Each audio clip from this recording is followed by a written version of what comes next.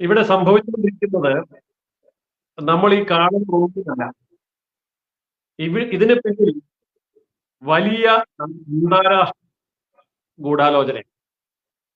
അതായത് നമ്മൾ നോക്കുമ്പോൾ അൻവർ അല്ലെങ്കിൽ ഖസാക്ക്, കെ ടി ജലീൽ, ഇപ്പൊ അവസാനം ഇതാ ഇബ്രാഹിം ഹസൻ, ഇങ്ങനെ കുറെ ആൾക്കാർ ഈ കാര്യത്തിൽ ആവേശം കൊള്ളുന്നുണ്ട്.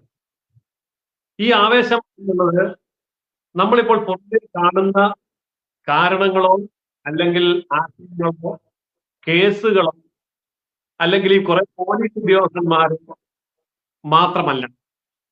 ഇവരൊക്കെ ഇതിന്റെ കരുക്കൾ മാത്രമാണ്, അല്ലെങ്കിൽ പടയാളികൾ മാത്രം, കാലാളികൾ മാത്രം. ഈ കരുക്കളൊക്കെ നീക്കുന്നത് ഒരു വലിയ അജണ്ടയോട് കൂടിയാണ്. അതായത് ഇപ്പോ അൻവറിനെ കുറിച്ച് പറയും. ആരാണ് അൻവർ? അയാൾ മാർക്സിസ്റ്റ് പാർട്ടിയുടെ മെമ്പർ അല്ല. ഇന്നലെ അദ്ദേഹത്തിന്റെ ഒരു ചാനൽ ഡിസ്കഷൻ ഞാൻ കണ്ടു. ഇന്റർവ്യൂ ചെയ്യാണ്, റിപ്പോർട്ടർ ഇന്റർവ്യൂ ചെയ്യും, പറഞ്ഞത് ഞാൻ CPM മെമ്പർ അല്ല, ഞാൻ CPM മെമ്പർഷിപ്പ് എടുക്കുകയുമില്ല. പിന്നെ താങ്കൾ ആരാ? ഞാനൊരു അനുഭാവിയാണ്. എന്നിട്ട് അയാൾ പറയും ഞാൻ സഖാവാണ്.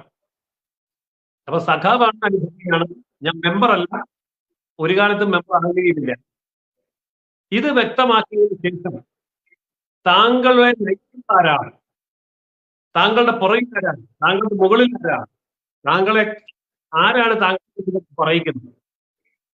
ഒരു സംശയമില്ലാതെ അയാൾ മറുപടി പറഞ്ഞു, സർവശക്തനായ അല്ലാഹുവാണ്, സർവശക്തനായ അല്ലാഹുവാണ് എന്നെ കൊണ്ട് എല്ലാം ചിന്തിക്കുന്നത് എന്ന് പറയുമ്പോൾ അദ്ദേഹത്തിന്റെ കൂടെ നിൽക്കുന്നത് K T Jaleel, Karat Razak, MM Hasan, ഇങ്ങനെയുള്ള അള്ളാഹുവിന്റെ ആൾക്കാരാണ് വിളിക്കുന്നത്. ഇവിടെ ഇപ്പോ നാട്ടുപുറത്തൊക്കെ സംഭവിച്ചുകൊണ്ടിരിക്കുന്ന ഒരു കാര്യം നമുക്കറിയാം. ഇവിടുത്തെ ക്രിസ്ത്യാനിയുടെയും വീട് വാങ്ങുന്നത്, ക്രിസ്ത്യാനിയുടെയും ഹിന്ദുവിന്റെയും വീട് വിറ്റാൽ വാങ്ങുന്നത് മുസ്ലിം, ക്രിസ്ത്യാനിയുടെയും ഹിന്ദുവിന്റെയും സ്ഥലം വിറ്റാൽ വാങ്ങുന്നത് മുസ്ലിം, ക്രിസ്ത്യാനിയുടെയും ഹിന്ദുവിന്റെയും കടം അല്ലെങ്കിൽ ഒരു കെട്ടിടം, വാഹനം, എന്തുമാട്ടെ അത് വിറ്റാൽ വാങ്ങാനുള്ളത് മുസ്ലിം. അങ്ങനെ വാങ്ങി കൂട്ടി കേരളം മുഴുവൻ ഇപ്പോൾ വാങ്ങിച്ചു കൂട്ടിക്കൊണ്ടിരിക്കുന്നത് ഇവിടുത്തെ ഇസ്ലാമിക ശക്തികളാണ്. ആർക്കും നിഷേധിക്കാൻ കഴിയാത്ത യാഥാർത്ഥ്യം. ഒരുപക്ഷെ എല്ലാവർക്കും ഇത് പറയാൻ പേടിയായിരിക്കും, പക്ഷെ സത്യത ഇങ്ങനെ വന്നു വന്നത്. ഇപ്പോൾ അവർ സിനിമാ മേഖല പിടിച്ചടക്കി, സ്വർണ്ണ മേഖല പിടിച്ചടക്കി, റിയൽ എസ്റ്റേറ്റ് മേഖല പിടിച്ചടക്കി. ഇനി പിടിച്ചടക്കാൻ എന്തെങ്കിലും ബാക്കി എന്ന് നോക്കുമ്പോൾ ഇനി പിടിച്ചടക്കാൻ ബാക്കി ഇവിടെ കുറെ രാഷ്ട്രീയ പാർട്ടികൾ നടക്കുന്നു. അതിനകത്ത് ഏറ്റവും വലിയ ഹിന്ദു പാർട്ടി CPIM, കേരളത്തിലെ ഏറ്റവും വലിയ ഹിന്ദു പാർട്ടി BJP അല്ല, കോൺഗ്രസ് അല്ല, അല്ലെങ്കിൽ BDJP അല്ല. ഏറ്റവും കൂടുതൽ ഹിന്ദുക്കളുള്ള കേരളത്തിലെ ഹിന്ദു പാർട്ടി CPM. CPM-നെ വിലക്കെടുക്കുകയാണ്. CPM-നെ വിലക്കെടുത്തിട്ട് ആ CPM ഇന്ന് വരെ കേരള ഭത്സനവും ചീത്തയും ഭീഷണിയും കേൾക്കുകയാണ്.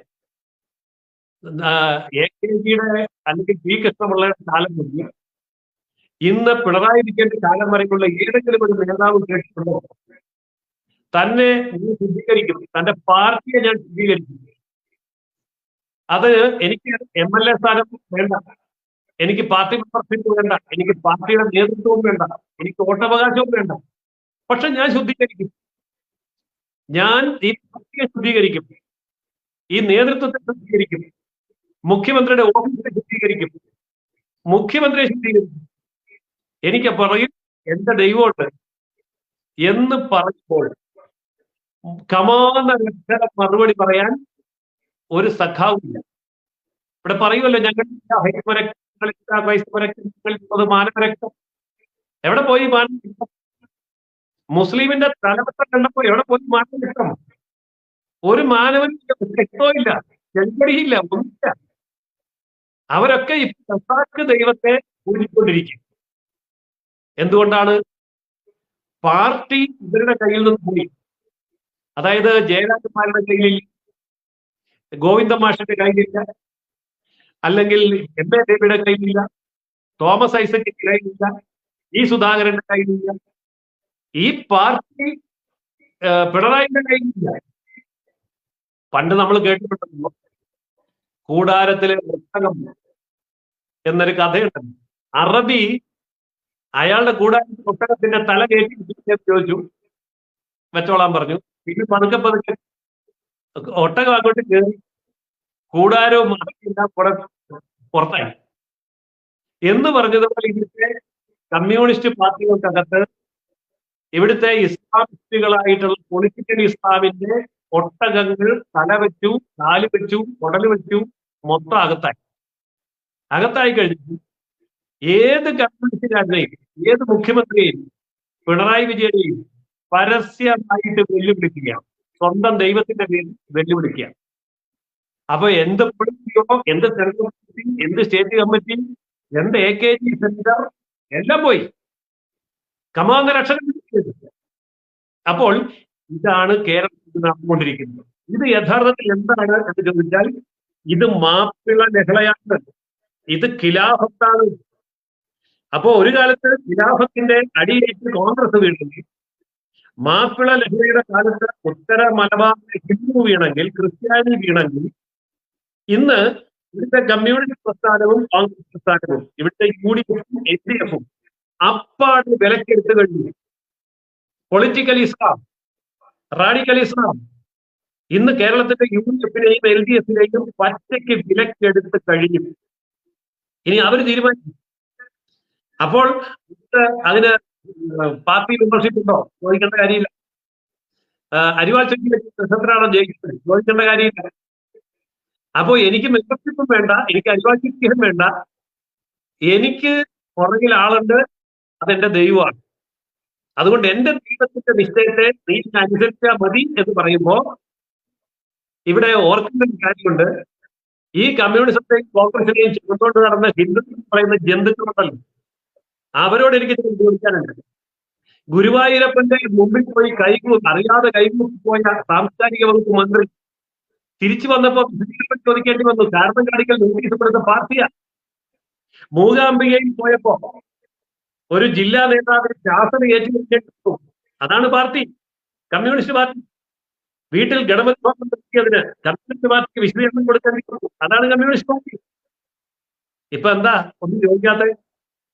അപ്പോൾ പാർട്ടി സമ്മേളനം നടക്കുന്നിടത്ത് പായ വിരിച്ച് നിശ്ചയിക്കാൻ അവസരമുണ്ടാക്കി കൊടുത്ത് കാവല് നിൽക്കുന്ന കമ്മ്യൂണിസം ഒരു കാലഘട്ടം കൊണ്ട് കഴിഞ്ഞ ഒരു നൂറ്റാണ്ട് കാലം കൊണ്ട് ഇവിടെ മഹാഭൂരിപക്ഷം വരുന്ന ഹിന്ദുക്കൾ, അതില് നായകരുണ്ട്, അതിൽ ഈഴവനുണ്ട്, പട്ടികനുണ്ട്, പട്ടികവർഗം, OBC, മുന്നോക്കം, പിന്നോക്കം, ഇവിടുത്തെ ഹിന്ദു കെട്ടിപ്പടുത്ത ഇവിടുത്തെ കമ്മ്യൂണിസ്റ്റ് പ്രസ്ഥാനവും കോൺഗ്രസ് പ്രസ്ഥാനവും ഇന്ന് ഏതാനും വിലക്കൊക്കെ എടുത്തു. നീയൊക്കെ സൗകര്യം നിന്നാ മതി, ഇല്ലെങ്കിൽ നിന്നെ ഞാൻ ചിട്ടാക്കി കളഞ്ഞു. നോക്കണം ഇവിടെ ആംഗിൾ എവിടെയാണ്. പോലീസ് സേനയെ നിഷ്ക്രിയമാക്കി, നിർവീര്യമാക്കി, വരിയൊടത്തിയുള്ളതില്ലേ, അതൊരു വലിയ സൂചനയാണ്. അധികാര കേന്ദ്രത്തിൽ ഏറ്റവും വലിയ ആയുധം കൊണ്ട് പിടിച്ചു വാങ്ങി 4 കഷണമായിട്ട് ഓടിച്ചു മടക്കി അവന്റെ മുഖത്തേക്ക് എറിഞ്ഞു. അതായത് DGP, അതുപോലെ തന്നെ SP, താഴെ SI, CI വരെ, അതായത് SI മുതൽ DGP വരെയുള്ള സംഘത്തെ ചുരുട്ടിക്കൂട്ടി മുഖത്തേക്ക് എറിഞ്ഞില്ലേ പിണറായിയുടെ? വല്ലതും ചെയ്യാൻ പറ്റും. അപ്പൊ നിന്റെ ആയുധം ജനലിൽ എടുത്തു, നിന്റെ പോലീസിനെ ജനലിൽ എടുത്തു, അത് ഇത്രേ ഉള്ളൂ. അതിനിവിടെ തുള്ളാൻ കുറെ ചാനലുകളും. അവർക്ക് റേറ്റിംഗ് കൂട്ടിയാൽ പറ്റും. അവർക്ക് റേറ്റിംഗ് കൂട്ടാൻ വേണ്ടി എന്തും വെട്ടിവിളിച്ച് പറയാം. അവർക്ക് സത്യമാണെന്ന് അറിയണ്ട, ന്യായമാണോ എന്ന് അറിയണ്ട, തെളിവ് വേണ്ട, എന്തു മണ്ഡലത്തിൽ വിളിച്ച് പറയാം. പക്ഷെ ഇവരൊക്കെ കൂടി ചെയ്യുന്നത്, അവര് മീഡിയയെ വിലക്കെടുത്തു. ഏത് ചാനലിലേക്ക് വിലക്കെടുക്കാൻ പറ്റും?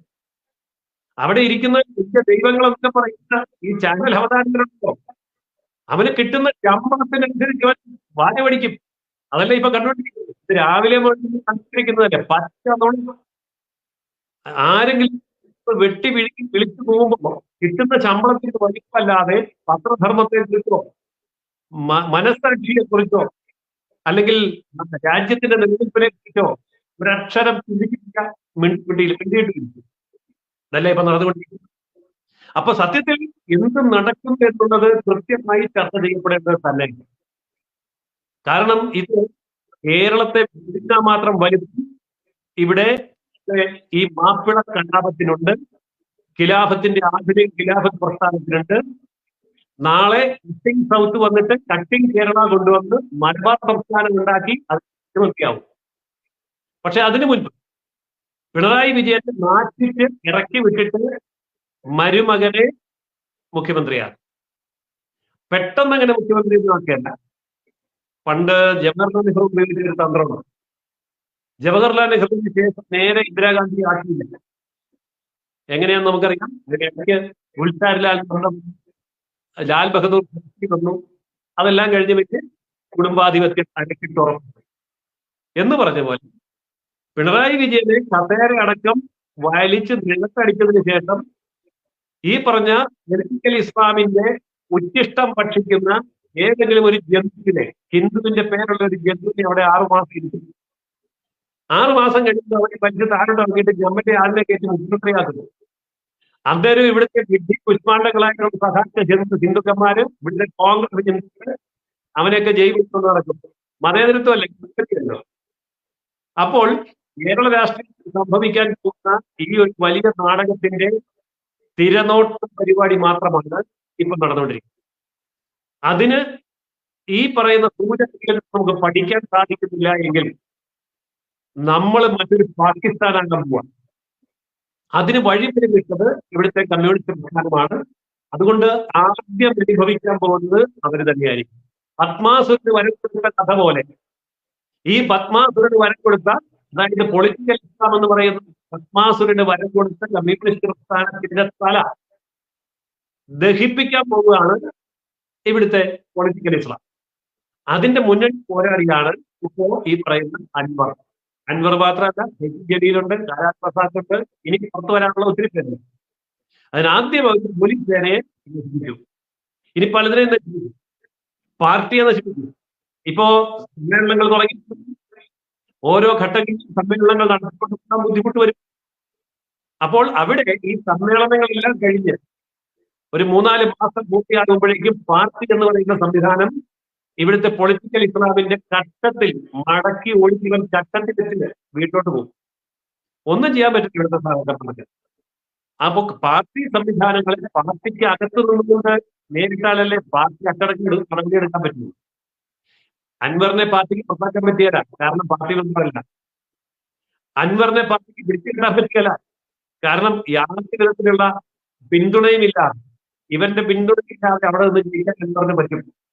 അതായത് CPM ജയിക്കും. അതിനുള്ള സംവിധാനം ഉണ്ടാക്കിയിട്ടുണ്ട്. പിന്നെ ഏതെങ്കിലും തരത്തിൽ പോലീസിനെ ഉപയോഗിച്ച് വരട്ടെ, പോലീസിനെ ഇപ്പൊ അൻവർ വിളിച്ചിട്ടില്ല. അപ്പൊ പോലീസിന്റെ പേരിട്ട് പറയണം. ഇതാണ് ഇപ്പൊ മാധ്യമങ്ങളോ ഇവിടുത്തെ മുഖ്യധാര ആർക്കൊക്കെയാണ് വേണ്ടതെന്ന് വെച്ചാൽ വേണ്ട എല്ലി കഷണവും ഇറച്ചി കഷണവും എല്ലാം കൊടുത്തിട്ടുണ്ട്. പരിശുദ്ധമായിട്ടുള്ള രീതിയിൽ ആ തക്കാത്ത് നീക്കിക്കൊണ്ട് അവന്മാരവിടെ നിൽക്കണം. അപ്പോ അവിടുന്ന് പേടിക്കുന്നു.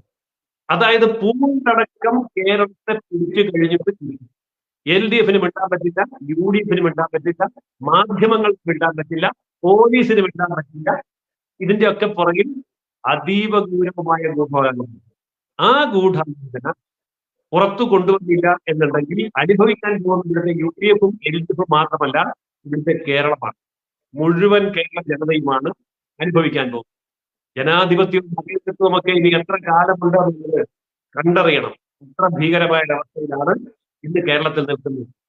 പക്ഷെ സത്യത്തിൽ ഇതും അല്ല ഇത് നമ്മൾ ചർച്ച ചെയ്യും. ഇതിപ്പോ പെണ്ണുങ്ങളുടെ ചർച്ച, പോലീസിന്റെ ചർച്ച, വിഹിതത്തിന്റെ ചർച്ച, ബലാത്സംഗത്തിന്റെ ചർച്ച, കൈക്കൂലിയുടെ ചർച്ച, സ്വർണ്ണം പൊട്ടിക്കലിന്റെ ചർച്ച, നമ്മൾ ഭയങ്കര ലഹരിക്ക. നമുക്കിപ്പം വയനാട് വേണ്ട, വയനാടൊക്കെ തീർന്നു.